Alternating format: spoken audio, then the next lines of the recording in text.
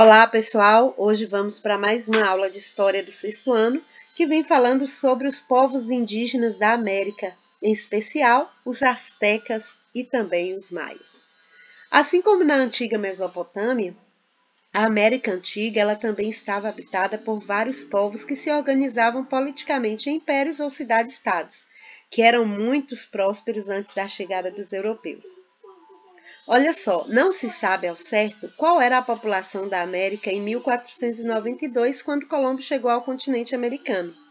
Estima-se que a população da América nesse período era de cerca de 57 milhões e 300 mil pessoas que pertenciam a povos diferentes entre si, não só na aparência ou no nome, mas também no modo de viver, de falar e de pensar.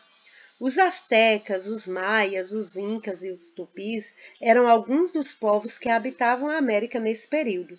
Então, nesse estudo, nós vamos aprender sobre os astecas e os maias. Primeiro, falando sobre o Império Azteca, o conceito e localização. Astecas ou mexicas, eles eram originários da América do Norte e se instalaram no Vale do México em 1325, onde ergueram a cidade de Tenochtitlan. Com o crescimento de Tenochtitlan, os astecas eles expandiram seu território, dominando cidades e povos da região e formaram um imenso império composto de uma diversidade de povos. O Império Azteca ele não era uma unidade política. Ele era formado por povos com diferentes graus de subordinação aos astecas. Alguns deles eram administrados por governantes astecas, alguns que pagavam tributos, mas tinham relativa autonomia e outros que só pagavam tributos à força, quando eram vítimas de expedições punitivas promovidas pelos astecas. Falando um pouquinho sobre a cidade de Tenochtitlan, quando os europeus chegaram a essa cidade, que era a capital asteca, no início do século XVI, eles se surpreenderam, porque a cidade tinha cerca de 200 mil habitantes e era 4 vezes maior do que Londres, que era a maior capital europeia na época. A cidade de Tenochtitlan era cortada por dezenas de canais que serviam para a navegação de barcos carregados de mercadorias e aquedutos que traziam água doce das montanhas. Possuía também templos, ruas retas e amplos e mercados central rico e movimentado. A cidade de Tenochtitlan resistiu e manteve sua autonomia até 1521, quando foi invadida e conquistada pelos espanhóis. Falando um pouquinho sobre o esporte e a saúde, os astecas eles davam muita importância à atividade física para a saúde e praticavam esportes e jogos. Um de seus jogos preferidos era o Taxlim, um jogo de bola que lembra tanto o futebol quanto o basquete. Os astecas eles tratavam e combatiam doenças com base no conhecimento da flora e da fauna locais. O médico do rei espanhol Filipe II, ele registrou cerca de 1.200 plantas usadas pelos astecas para fins medicinais. Os astecas eles curavam fraturas, feridas e faziam remédios à base de gordura animal e plantas medicinais para os mais diversos fins. Algumas doenças eram atribuídas à vontade dos deuses ou ao feitiço que eles combatiam usando a adivinhação e também a oração. Como eu falei um pouquinho sobre o jogo do Taxim, as duas equipes adversárias elas se enfrentavam em um campo em forma de um T maiúsculo. A bola era de borracha e bastante pesada e só podia ser tocada e lançada com os joelhos ou com os quadris. Os jogadores se esforçavam para fazê-la passar entre 2 anéis de pedra fixados nas muralhas laterais, mais ou menos como nas cestas de basquete. Quando a gente fala sobre os maias eles eram originários ali da Guatemala, onde foram encontradas suas cidades mais antigas. Eles se deslocaram através da floresta tropical e ocuparam quase toda a Guatemala e as terras onde hoje é o sul do México, Belize, parte de Honduras e também de El Salvador. Inicialmente, eles viviam da caça, da pesca, da coleta de vegetais da própria floresta. Só que mais tarde eles passaram a praticar a agricultura, cultivando milho, pimenta, feijão, e assim eles começaram também a erguer as suas cidades. O milho era a base da sua alimentação. Eles comiam milho assado, cozido ou na forma de farinha. Eles cultivavam também o feijão, a abóbora, o algodão, o cacau e também o abacate.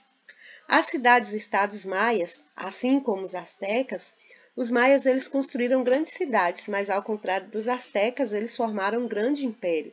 Eles construíram cidades como Copán, Chinchisan, Maipan, Uxmal, Palec e Tikal, que eram independentes entre si, ou seja, cada uma tinha seus governos, suas leis, seus costumes próprios, que era o que chamamos de cidades-estados. Eram unidas pelo culto aos mesmos deuses, a língua que falavam, os saberes e também as técnicas. Suas cidades tinham palácios, tinham estradas com até 10 metros de largura e templos na forma de pirâmide, diferente das pirâmides egípcias, que serviam de túmulos para os imperadores. As pirâmides maias, elas serviam de esteio para os templos religiosos erguidos no seu topo. Algumas dessas pirâmides, como a de Tikal, elas tinham mais de 60 metros de altura. Assim, os sacerdotes consideravam-se mais próximos dos deuses. Os maias eles eram excelentes construtores e inventaram um tipo de cimento eficiente que permitia colar as pedras de suas construções umas às outras.